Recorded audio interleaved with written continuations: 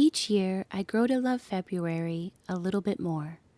It is a time for reflecting on the light that is returning to the morning and the evening sky. It is also a month that allows us to pause and tell those we love how important they are to us. I'm going to be sharing some ideas for how you may want to celebrate the magic of February. First off, here are some spiritual dates that you may want to remember during the month. February 1st brings us St. Brigid's Feast Day. Sundown of February 1st marks the beginning of Imbolc. Imbolc continues until the sundown of February 2nd. And February 2nd also brings the Feast of Candlemas and Groundhog Day. February 9th brings the new moon.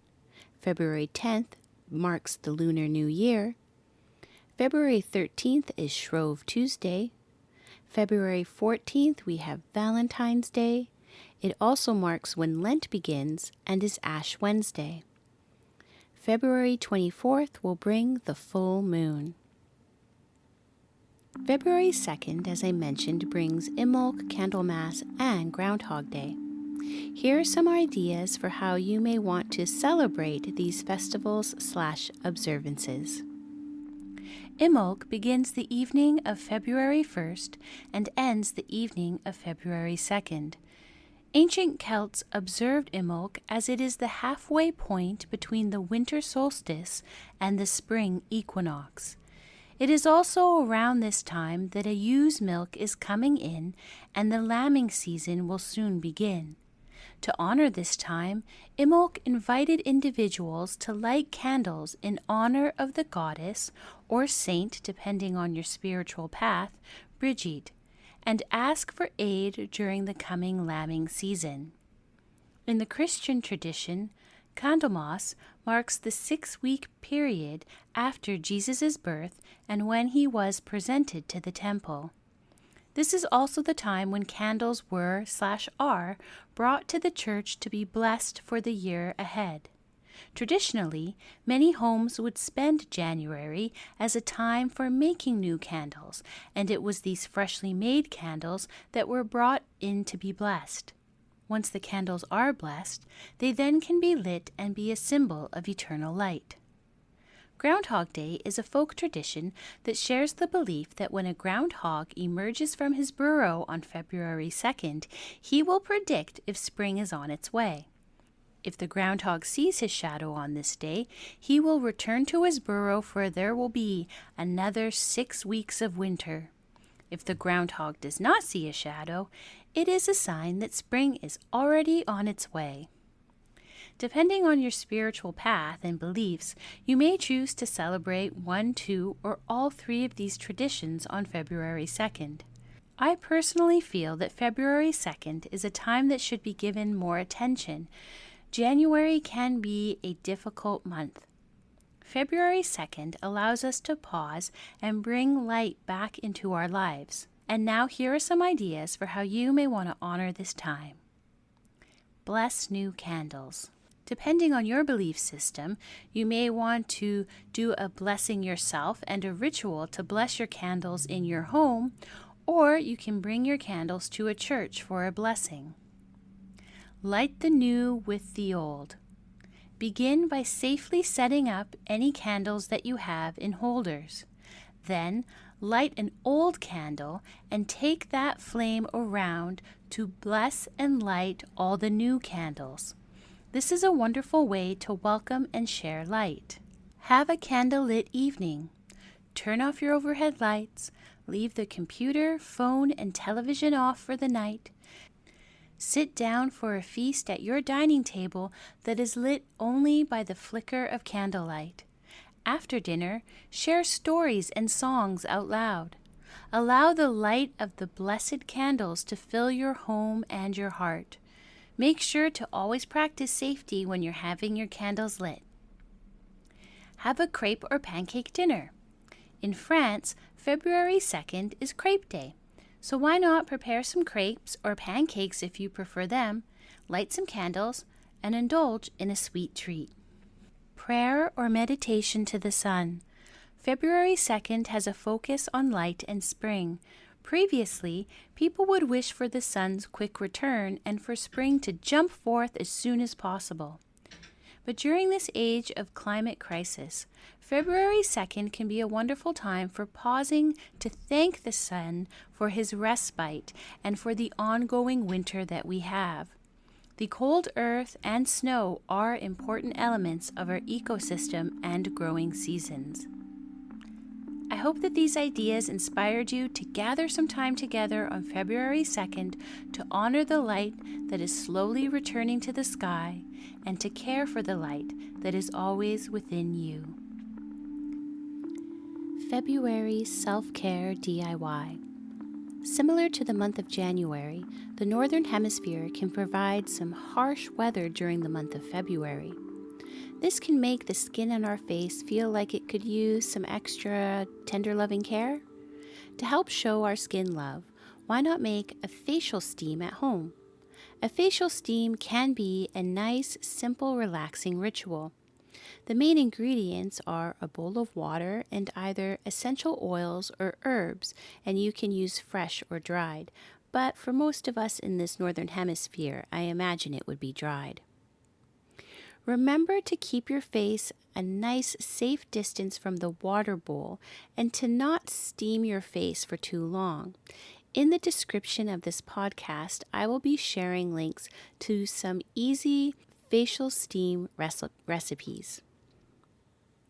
Love Day.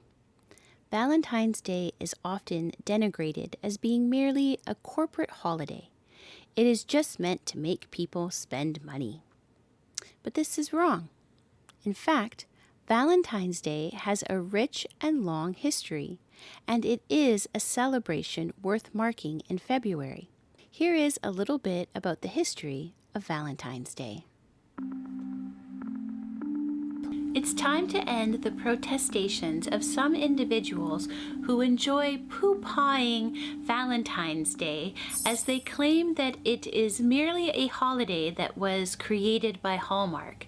First off, this just isn't true. And second of all, Valentine's Day is a celebration that is much needed in the Northern Hemisphere because it falls during the month of February. And February is a notoriously difficult month during the year in the Northern Hemisphere. So first, let's just go over the basics. Saint Valentine was a 3rd century Roman clergyman who would minister to persecuted Christians. He was found to be doing this, martyred, and buried on February 14th. Saint Valentine is honored on February 14th in Western Christian traditions, while in the Orthodox Church, Saint Valentine is commemorated on July 6th. Now, it wasn't until the Middle Ages that Saint Valentine's Day began to be associated with courtly love. If there's anyone you want to cast blame on for the so-called creation of Valentine's Day, then it may just be the English writer Geoffrey Chaucer, who lived during the 14th century, so a long time before Hallmark. Geoffrey Chaucer wrote of St. Valentine's Day being a day where people would look for their mate. Now, one of the reasons that February 14th would become associated with love is that it is around February 14th that people would be able to observe birds looking for their mate in the English countryside. And it also may be around the time where you may see birds even preparing nests. So it was because of this that that time became associated with love. In the beginning, this association with love and St. Valentine's Day seemed to be something that existed more within the courtly class, but by the mid-17th century, it was widely popular. During the mid-18th century is when the custom of giving written valentines began. This tradition really gained in popularity for a long time until around 1914, when there is an observable and quite a big decline in the sending of a written Valentine. Now, this may be because just a little bit before 1914, there began to be a rise in Valentines being sent that would be insulting, snark-ridden, rude, and of course then there were some of the more naughty ones that were being sent. But it may be that there was a distaste that grew for the written Valentine, as you could open one up and be rudely insulted when you read the message. This kind of reminds me of our current time, when there's definitely an element of individuals who like to put down Valentine's Day and maybe write rude Valentine cards or send ones that are filled with snark. But perhaps it would be nice to remember that Valentine's Day is very much a time for helping people feel good during a month where it can be difficult to do so, and that perhaps it's a good time to put a pause on the snark and the rude sentiments. So while there was this decline in Valentine's Day around 1914, it's not a day that could be defeated, and around 1950, in the 1950s, it really just blossomed into popularity again and became very much what we think of as Valentine's now, with the cards and the candy and flowers, and it being associated with romantic love. I think in the past few years, 10 years or so, Valentine's Day has gone through a bit of a transition again, where we have really opened up what Valentine's Day can mean, and that it is associated with love in general. So we also think about our friends and all the beings in our life who we love and who love us. So I'd like to invite you to really think about what Valentine's Day means for you, and maybe how you can re-embrace it. See it as a winter festival that is needed for helping to lift people up, to help them feel good, to know that they're supported and to know that they are loved, and for you to also feel that support and to also feel that love. It's not something that's just for being a commercial sort of holiday. No, it's much deeper than that, and there's a reason why it has persisted for this long.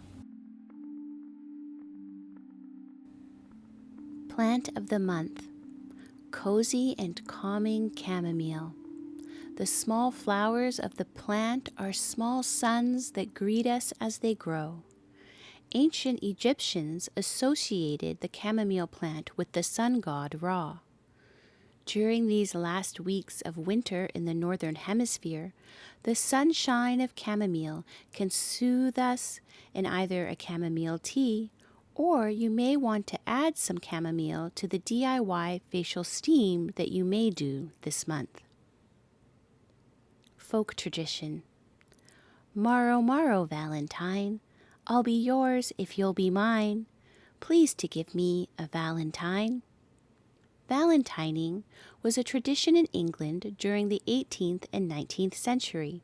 The tradition saw children visit upper-class neighbors, and singing a short Valentine rhyme like the one I just did, and then be given either food or money, and later on sweets for doing this rhyme.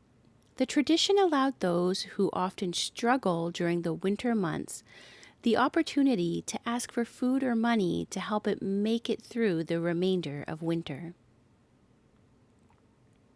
Journal prompts: where are you seeing/feeling light in your life? Write a Valentine to yourself. Did the groundhog see their shadow this year, or did it not?